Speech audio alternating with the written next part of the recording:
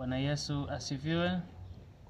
Nawakaribisha tena kwa wakati huu kwa ajili ya kujifunza utukufu wa Mungu na kujifunza nyakati hizi vitu vilivyomo ulimwenguni. Tuweze kujifunza leo kitabu cha Ufunuo wa Yohana sura ya 14 na mstari wake wa 9. Kwenye hizo mistari Mungu anatoa maonyo kwa watu wa Mungu. Yeyote atakayefanya ibada kwa ajili ya mnyama na sanamu yake ataweza kuangamizwa kwa hasira ya Mungu isiyochanganywa na maji. Inasomeka hivi: ole wake mtu yule atakaye msujudu huyo mnyama na nini na sanamu yake, ataangamizwa na Mungu. Anasema atakunywa mvinyo isiyochanganywa ya ghadhabu ya Mungu, isiyochanganywa na nini? Isiyochanganywa na maji. Hivi tutajifunza habari za mnyama. Mnyama ni nani na sanamu ni nini na chapa ni nini? Anasema ole wake mtu yule atakaye msujudu mnyama na sanamu yake, wala kupokea chapa katika kipaji cha nyuso zao au katika mikono yao. Ni ole, hiyo inaitwa ole, sio ombi, ni ole. Manake ni onyo ambalo linatolewa kwa watu wa Mungu kwamba ole wake yeye atakayepokea hivyo vitu. Baadhi ya hivyo ni kumsujudia mnyama na sanamu yake, kupokea chapa katika kipaji cha nyuso zake au katika mikono wao wa kuume. Mnyama ni nini? Mnyama tunakutana katika Ufunuo 12. Tunakutana mnyama anatambulikana ni mnyama joka, yani shetani, ambaye anatumia sasa ulimwengu huu, anatumia mamlaka ya ulimwengu hii iliyopo kwa ajili ya kukandamiza maslahi ya Mungu. Kwa maslahi yake anakandamiza, anataka achukue utawala wa Mungu kuwa wa kwake. Ndio maana anazidi kupambana na watakatifu wa Bwana ili aweze kuchukua mamlaka yeye kama yeye. Alafu sanamu ni siku ambayo imewekwa maalumu kwa ajili yake, yaani siku yake ya ibada maalumu ambayo ameiweka watu watakaofanya ibada. Kwa ibada itakayopelekwa mahali pale itakuwa ni ibada ya mnyama wa sanamu. Itakuwa ni mnyama, ibada ya nini? Anampelekea mnyama. Kwa ile ibada inapoenda kwa sanamu ile inamwakilisha nani? Inamwakilisha kabisa mnyama joka, yaani shetani. Kwa hiyo mnyama ni shetani,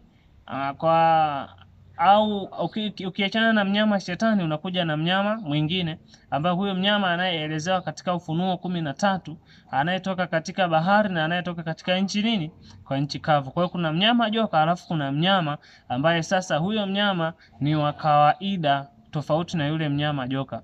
Kwa mnyama wa kawaida huyo ni mamlaka ya ulimwengu huu inayotumika kwa ajili ya kuikandamiza kweli ya Mungu.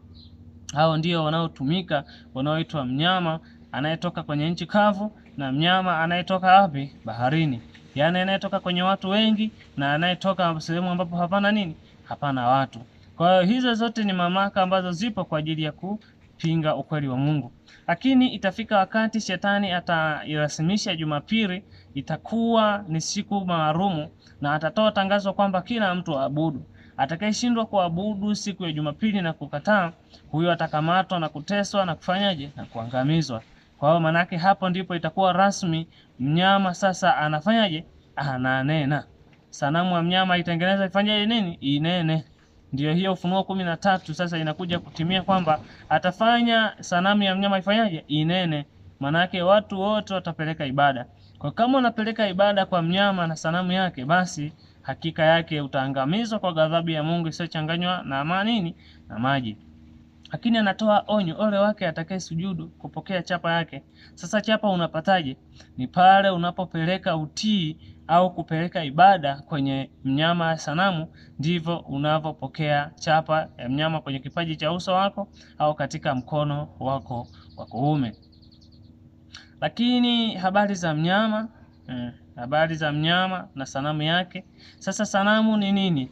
Sanamu tunakutana na Biblia inayotutambulisha kwamba huyo mnyama atakuwa na mamlaka yake aliyojiwekea, na hiyo mamlaka atakayoitii Sasa ndipo kutakapokuwa na nini? Na kilio. Anasema atawalazimisha wadogo kwa wakubwa, matajiri kwa maskini, watumwa kwa walio nini? Walio huru, wote wapeleke ibada kwake. Kutakuwa hakuna kununua wala kufanyaje wala kuuza isipokuwa na ile chapa.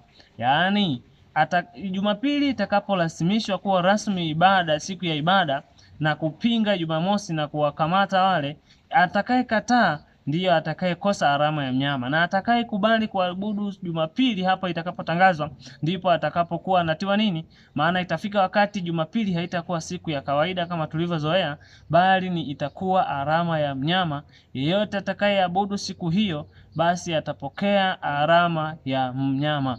Yaani umepeleka utii kwa Shetani. Itafika wakati Jumapili italasimishwa kuwa siku rasmi ya ibada, na hapo ndipo litakaposimama lile chukizo la nini? La mpinga Kristo. Ndipo atakapojitukuza kwamba yeye ni Mungu, yeye ni mweza wa yote, na tunaambiwa kwamba atajaribu kwa namna zote kuja, ila kitu kimoja tu atashindwa kukijaribu, yani ujio wa Yesu. Hataweza kuja kama Yesu atakavyofanyaje? Atakavyokuja. Kwa hiyo Jumapili itafika wakati itakuwa ni alama ya mnyama. Kwa hiyo wapendwa, unapoisikiliza sauti hii mahali popote pale ulipo, utambue kwamba tupo katika nyakati za mwisho sana, ambapo sasa Shetani yuko tayari kuitambulisha, na yeyote atakayekataa hiyo amri yake atauawa, atateswa na kuangamizwa. Lakini Mungu anatoa wito kwamba twende kwake, yeye atatupumzisha. Anasema yuko pamoja nasi hata ukamilifu wa dahari. Anasema yeye yule anayepeleka utii kwa Mungu, atakayesimamia kweli yake Mungu, atakayezisimamia amri 10 za Mungu na ushuhuda wa Yesu, anasema kwamba atamlinda katika ile dhiki iliyo mbele yake. Kwa hiyo ni wakati sasa sisi kuweza kumtumikia Shetani ili tukutane na hasira ya Mungu, au tuweze kumtumikia Mungu ili atulinde na ile dhiki iliyo mbele yetu. Itatokea dhiki ambayo haijawahi kuwepo na haitakuwepo. Kwa hiyo Mungu atusaidie sana, tusome Biblia, tutambue nyakati, lakini pia tutambue kitu gani kitakuja kutokea ulimwenguni. Mungu akubariki sana. Utakapoiona video hii popote pale, utambue kuwa ni tupo nyakati za mwisho sana, ambazo Shetani anapanga kuiangamiza dunia, na anapanga kabla ya kuiangamiza basi achukue watu wengi atakaoenda kuangamizwa nao katika nini? Lile ziwa la moto. Mungu akubariki sana katika jina la Yesu. Amina.